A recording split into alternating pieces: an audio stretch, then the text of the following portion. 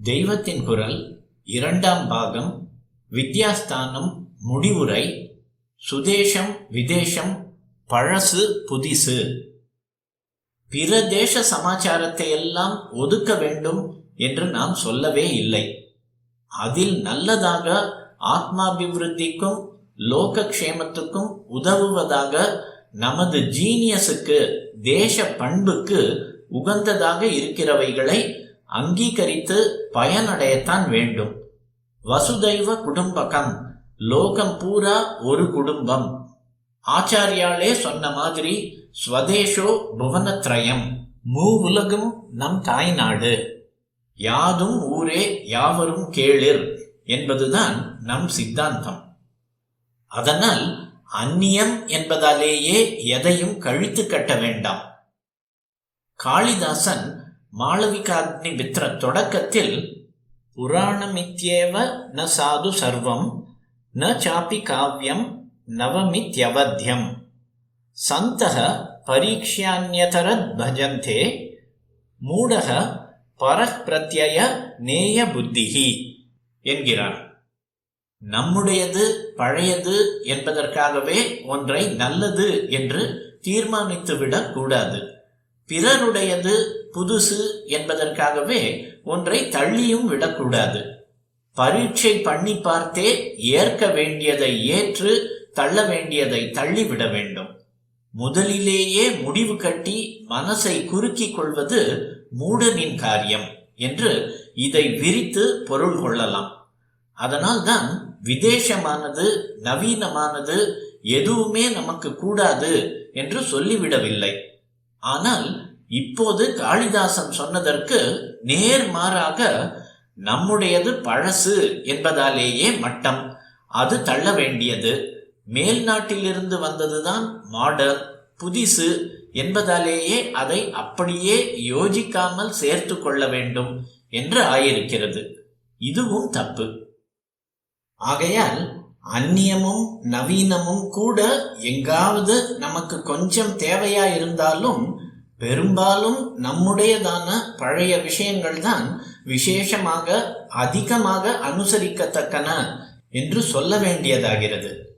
புதிதில் எவையெல்லாம் வேண்டும் என்று நாம் ஆலா பறக்கிறோமோ அவைகள் வேண்டவே வேண்டாம் என்று அவற்றை கண்டுபிடித்த நாடுகளிலேயே பக்குவிகள் விட்டுவிட்டு நம்முடைய யோகம், பஜனை, ஆத்ம விசாரம் முதலியவற்றுக்கு கூட்டம் கூட்டமாக திரும்பி கொண்டிருப்பதை முக்கியமாக கவனிக்க வேண்டும். நவீனம் என்று நாம் எதை நாடி போகிறோமோ அதிலே கரை கண்டவர்கள் பெரும்பாலும் அது பிரயோஜனமில்லை என்றே உணர்ந்து நம் வழிகளுக்கு வந்து கொண்டிருக்கிறார்களாதலால் நாம் நம்முடைய பழைய வழியைத்தான் ஆதாரமாக வைத்துக்கொண்டு அதன்படி செய்ய வேண்டும் என்பது தெளிவு. இப்போது செய்கிற மாதிரி மேல் நாட்டார் கழிசடை என்று ஒதுக்கி தள்ளுகிறவற்றை நாம் கொண்டாடி எடுத்துக்கொள்வதற்காக நான் புது சயின்ஸ்களை படிக்க சொல்லவில்லை. நம் வழிக்கு பாதகம் இல்லாமலே அதற்கு அனுகூலமாகவே ஏதாவது அம்சங்களில் இந்த சயின்ஸ்களின் மூலம் பண்ணிக்கொள்ள முடியுமா என்று தெரிந்து கொள்வதற்கே இவற்றை தெரிந்து கொள்ள வேண்டும். இவை லோகக்ஷேமத்துக்கு பிரயோஜனப்படுமா என்று தெரிந்து கொள்வதற்காகவே கற்றறிய வேண்டும். அல்லது இவற்றில் தப்பு இருந்தால் அதை எடுத்து சொல்லி நாம் திருத்துவதற்கும் இவற்றில் நமக்கு ஆழ்ந்த அறிவு இருந்தால்தானே முடியும். அதற்காகவாவது குமாரில பட்டர் பௌத்த தத்துவங்களை கண்டிப்பதற்கே பௌத்த வேஷம் போட்டு அதன் ரகசிய சாஸ்திரங்களை படித்த மாதிரி நாம் மாடர்ன் சயின்ஸை படிக்க வேண்டும். அதில் நல்லதாகவும் பல அம்சம் இல்லாமல் இல்லை. களவும் கற்று மற என்றார்கள்.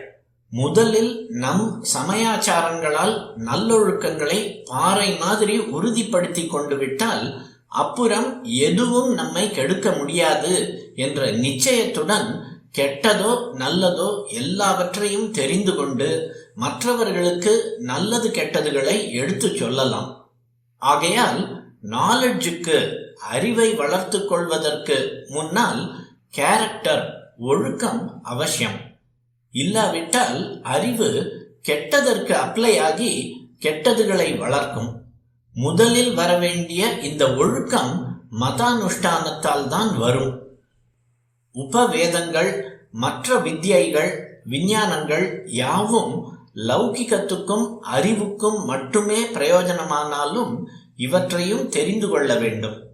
பேசிக்காக, அடிப்படையாக தெய்வ பக்தியும் சமயானுஷ்டானங்களும் இருந்துவிட்டால் அறிவுக்கும் மனோ வளர்ச்சிக்கும் ஏற்பட்ட விஞ்ஞானங்களையும் கலைகளையும் தெரிந்து கொள்வது கூட அந்த அறிவையும் மனசையும் நன்றாக வளர்த்து சுத்தப்படுத்தவே உதவும்.